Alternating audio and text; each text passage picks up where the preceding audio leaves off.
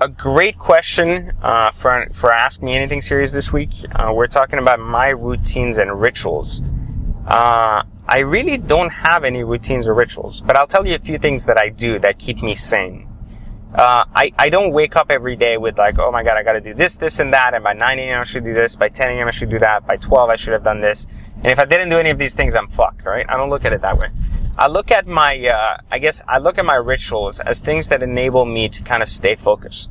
And there's two main things that I do in my life that kind of help me really get my sanity back. You see, I believe that we're all insane in this world. Like, we all have this insanity within ourselves, and then we find these different ways to keep that insanity kind of controlled so we stay sane, and we're able to harvest that energy towards the right thing, right? So for me, the things that I do in order to do that are twofold. First off, I always have a Starbucks coffee, which you always see. It's not because I'm addicted to coffee, it's because I enjoy two things. I enjoy, because I now don't work, I don't have to go to an office, I don't do anything all day, and I kind of, sit in my home office a very short part of the day and then hang out at home. I like getting out of the house and I like getting coffee for a few reasons. One, it gets me out a few times, it gets me kind of wandering around.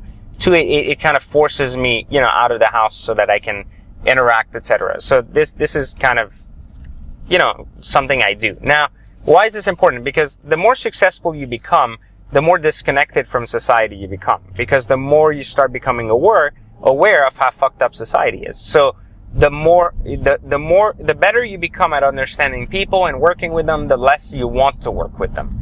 So the harder it becomes, right? So all of these things, are part of that process of becoming more successful and kind of gaining perspective on your own life. Now, in terms of the other thing I do that kind of keeps me sane is I like to have a lot of alone time. And what I mean by that is alone time allows me to reflect on my on my life, as well as on kind of the decisions I'm making on a day-to-day basis. And what I do with that is I spend like, I would say, when I say a lot, like maybe I spend an hour a day by myself in my garage. And what I mean by that is I like to look at design, so therefore I like to look at cars.